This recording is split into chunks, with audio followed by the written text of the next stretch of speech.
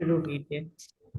बोलो अस्सलाम श्री वालेकुम। प्राणनाथ प्यारे की जय। बोलो श्री सतगुरु महाराज की जय।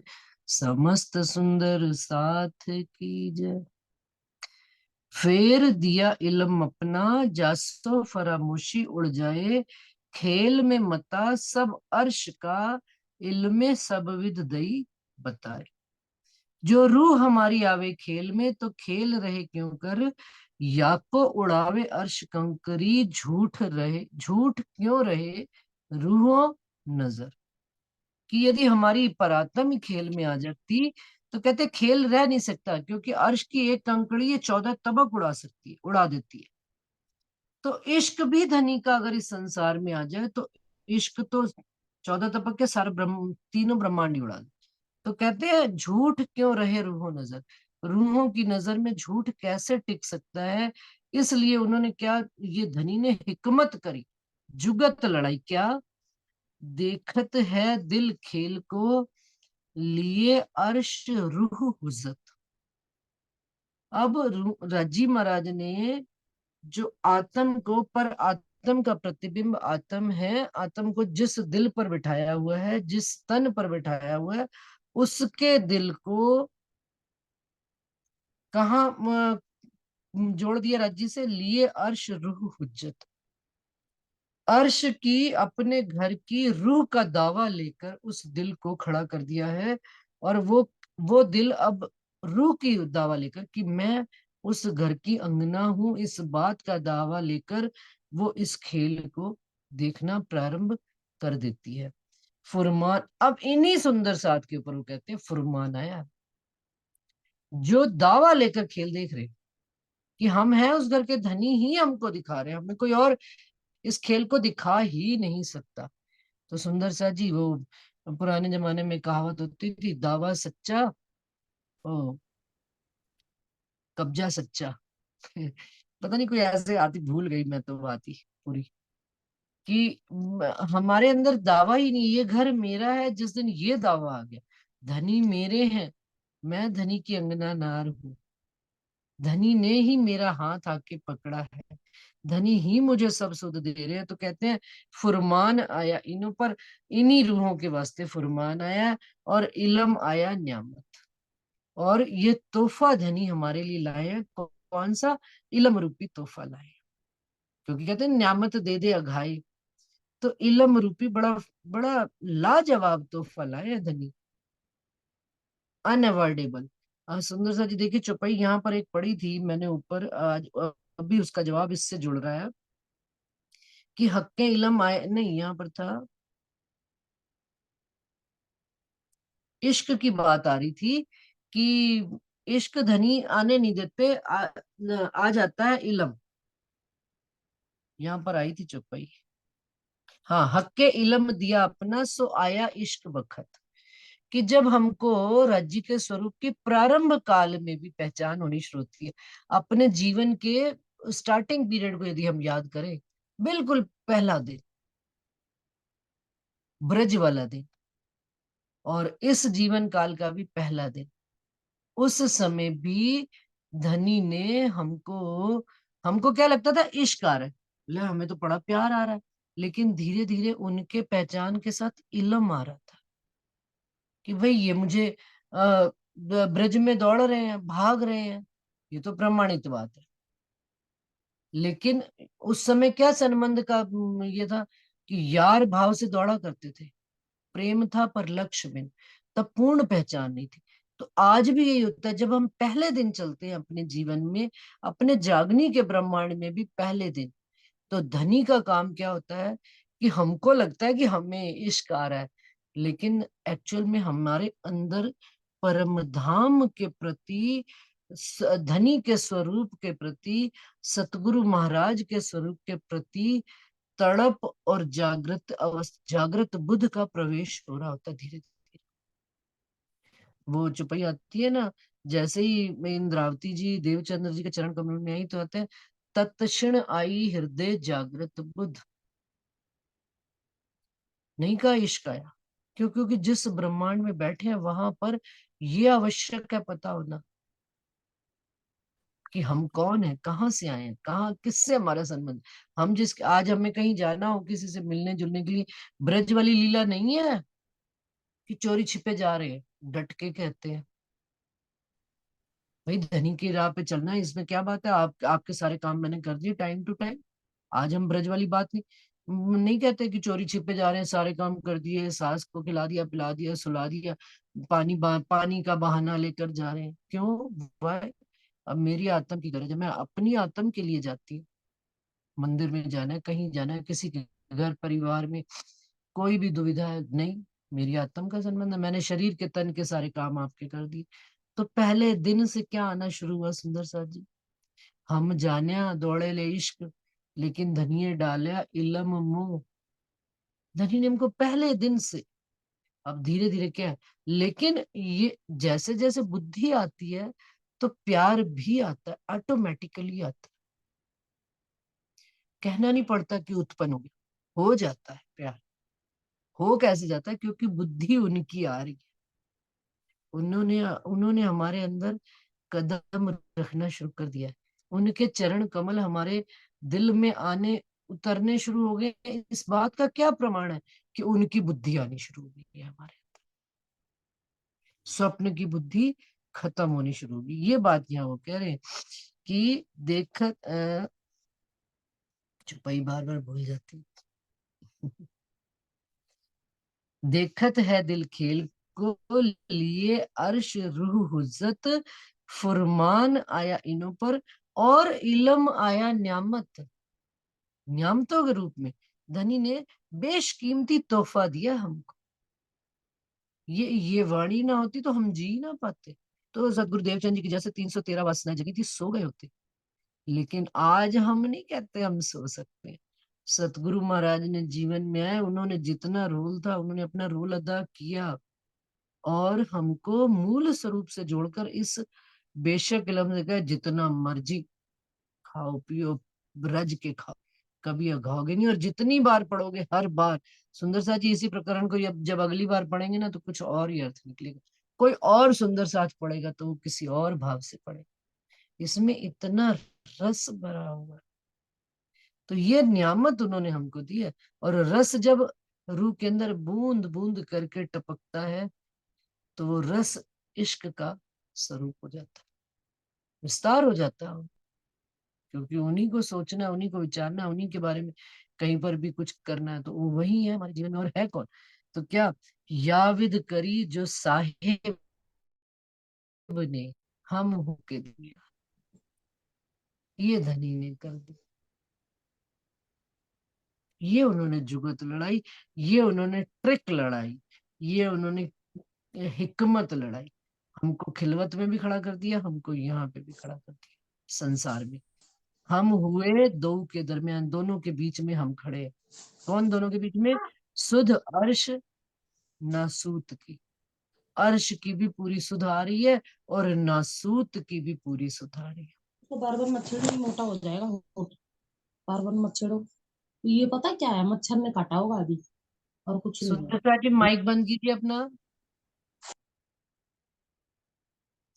सुध अर्श नासूत की, दो हमको देवे सुभान, ये धनी ने किया हुआ है कि हमको बेसुध नहीं कर रहे हैं, अर्श की भी पूर्ण सुध आ रही है और माया की भी पूरी सुध है। नहीं तो कलश हिंदुस्तानी में पहले कह दिया था उन्होंने, ऐसा तो कोई ना मिला जो दोनों पार प्रकाश, मगन पिया के प्रेम में और इत भी उजास।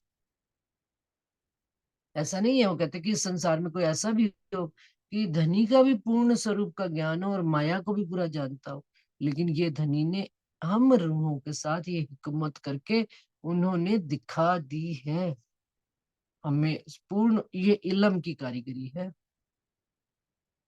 ये ये राजी महाराज ने हमारे साथ ऐसा खेल हमको दिखाया, ऐसा पर्दे में हमको ले लिया है, हम अर्श में भी हैं और फर्श में भी हैं, हमें अर्श की भी सुध है, हमें फर्श की भी पूरी सुध है, संसार की भी पूरी सुध है कि नहीं हमको। तो सुध अर्श नासूद की, दो हमको देवे सुभान, हमारे साहेब आप राज्य महाराज हमको दोनों की सुध दे रहे हैं। और तौल-मोल करके दिखा रहे हैं, क्योंकि करने आए नहीं बेटा। देखो कहाँ पर भाई, कौन से कहाँ सुख है, अब अपने आप चलो। बार बार पूछते क्यों हो किसी से, किधर चले किधर चले, इधर चले या उधर चले? कब तक, कब तक किसी से पूछे? धनी आ गए, धनी बैठे हैं, धनी से बातें करो, धनी की बात कहो, सुनो, अपने आप धनी जवाब देंगे। तुम्हारा दिल तुमको खुद जवाब देगा। किसी से क्या पूछनी, तीसरे से? कोई तीसरा है ही नहीं, मैं और मेरे धनी के अलावा। ये द्वैत है कि श्यामा जी का स्वरूप है, ये द्वैत है कि रूहें हैं। अद्वैत में कौन है? मैं और मेरे धनी के अलावा है ही कौन? और तो और मैं भी नहीं हूँ, मेरे धनी ही धनी है। वाह, ये अद्वैत की स्थिति तो ये है, मेरे धनी ही धनी बच्चे हैं मेरे अंदर। पानी के एक ग्लास में चीनी मिला दी जाए, चीनी का स्वरूप कहाँ होता है सुंदर सा? पानी मीठा हो जाता है बस। पानी के स्वाद से बताया जाता है कि इसके अंदर मिठास घोली गई है, शहद घोली गई है, चीनी घोली गई है। उसका स्वरूप नहीं होता। हमारे अंदर धनी मिल गए, हम उनके अंदर समा गए। हम कहाँ रहे? धनी ही धनी रहेगा। फिर जो बात है, धनी कहलवा रहे, धनी बुलवा रहे, धनी के ही हुक्म से सब काम हो रहा है। तो सब मता कहाँ का रहा? अर्श का ही यार। हुक्म तन बीच न सूत, हम फरामोश अर्श तन। अब इसमें क्या हिकमत उन्होंने करी है? नासूत देखे हम नजरों, अर्शे पहुंचे न दृष्ट में। अब जो अर्श तन है उसके बीच में उन्होंने पर्दा डाल दिया, और हुक्म तन बीच नासूत। और जो नासूत का तन है, हुक्म कहाँ आया बैठा है? इस नासूत के तन पर आया बैठा। और जो अर्श का तन है उसके आगे उन्होंने पर्दा डाल दिया। अर्श के तन की नजर कहाँ आ गई है? नासूत के तन। और इस तन पर हुक्म आया बैठा है धनी का। तो कहते हैं नासूत देखें हम नजरों। अब इस इन नजरों से हम किसको देखते हैं? इस नासूत को ही देखते हैं, संसार को ही देखते हैं, 14 लोग को।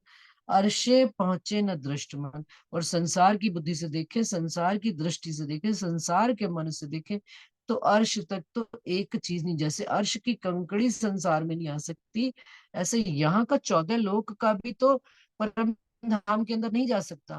परंतु ये भी हिकमत उन्होंने करके दिखाई है। कैसे? बोले हुक्म दावा ले रोहन, बीच तन नासूत। इस 5 तत्व के तन में कौन बोल रहा है? धनी का वो हुक्म बोल रहा है। किसका दावा लेकर? हम रूहों का दावा लेकर। धनी का हुक्म ही चल रहा है सुंदर सा जी, मूल से लेकर यहाँ तक। हमारे ऊपर हुक्म आ गया तो मैंने दावा ले लिया कि मैं उस घर की हूँ। क्यों? क्योंकि नजर भी तो आई बैठी है, नजर के साथ धनी का हुक्म आ गया।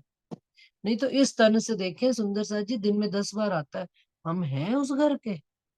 हमारी मतलब शक्ल है, हमारी चाल है उस घर की। लेकिन जैसे धनी के आगे बैठते हैं आकर, उनसे बातचीत करना शुरू करते हैं, हम ही हैं उस घर के।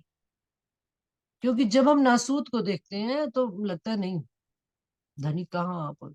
लेकिन जब धनी से नजर मिल जाती है और उनका हुक्म सिर पर हावी हो जाता है आकर, तो बस क्या दावा ले लिया उसने? दावा ले रूहन, ले सब सुध अर्श इल्मे।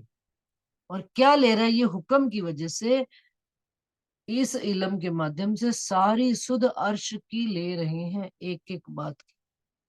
देत दुनी में लज्जत लाहूत, इस दुनिया में बैठकर अर्श की लज्जत हमको मिल रही है। आया बैठा है खजाना के नहीं परम धाम का यहाँ पर,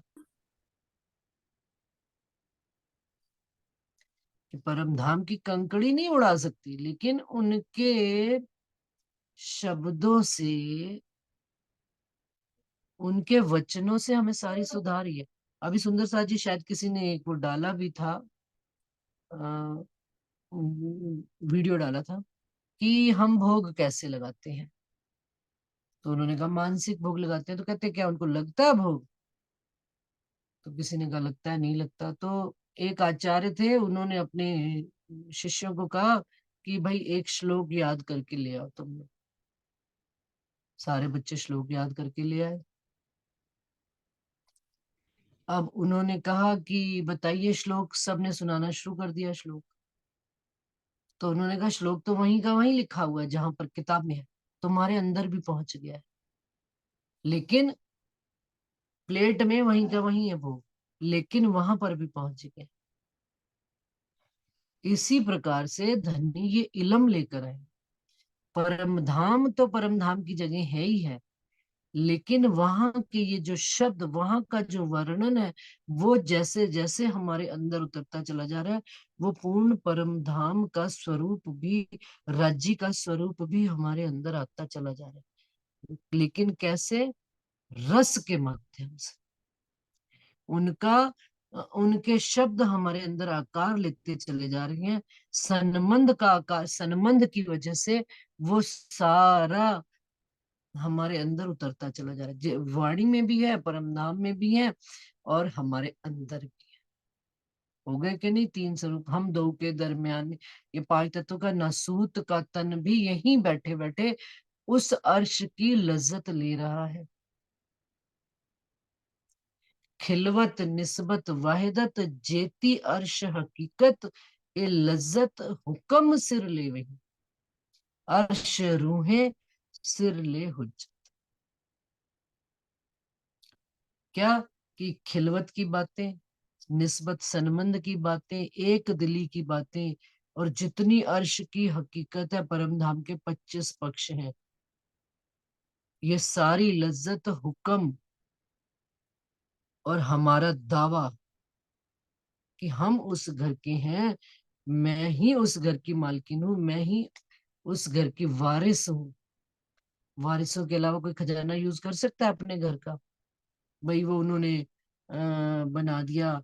बड़े बुजुर्ग गए, जैसे वो फिल्मों में दिखाते हैं ना, पिक्चरों में, कि जो राजा महाराजा अपना खजाना छोड़ के जाते हैं, तो उसमें वो अपनी एक निशानी छोड़ जाते हैं कि भाई ये निशानी जिस, जो बच्चा इस क्विज, वो एक वो होती है क्विज टाइप की, कि इसको इससे मिलान करके जब वो लॉक खुलेगा तभी खुलेगा लॉक। एक पीस वो अपने बच्चे के गले में डाल जाते हैं, खजाना कहीं और रखा होता है। वो बच्चा चलता जाता है, चलता जाता है, और जब उस खजाने के पास अनेकों लोग पहुंच जाते हैं, एक नहीं, क्योंकि खजाने की खबर तो सारी दुनिया में होती है कि फलानी जगह खजाना रखा है, लेकिन कोई भी उस खजाने को खोल नहीं पाता, क्योंकि जो आधी चाबी है ना उस दूसरे खजाने के पास। अब हुक्म हमारे सिर आया भी हो सुंदर साथ जी, लेकिन अगर हम दावा नहीं लेते तो हुक्म काम नहीं कर सकता कुछ। हमारा दावा पहले इंपॉर्टेंट है, फिर हुक्म काम करता है। क्यों? क्योंकि मैं, पता लग गया मैं धनी की धनियानी हूँ, उन्होंने हुक्म को तो मेरी सेवा के लिए भेजा हुआ है कि भाई जो ये डिमांड करें इनको देना। तो लेकिन पहले कब? पहले हम धनियानी है धनी की, हम वारिस हैं उस घर के। तो चाबी, कुंजी तो उन्होंने दे दी है, लेकिन ताले में लगानी आनी चाहिए। ताले में तब लगेगी कि ये ताला धनी ने सिर्फ हम, इसकी चाबी सिर्फ हमें दी है। लगाइए चाबी, ताला खुल जाएगा।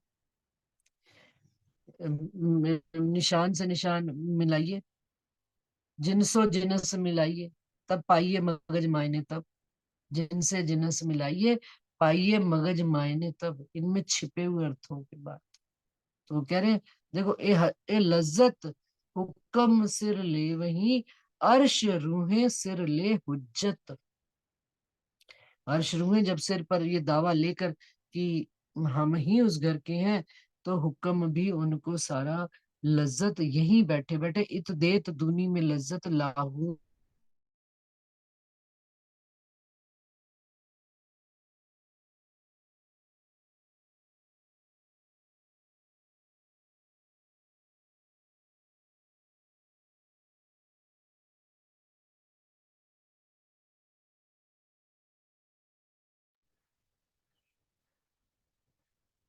आवाज आ रही है सुंदर साथ जी? मुझे तो नहीं आ रही।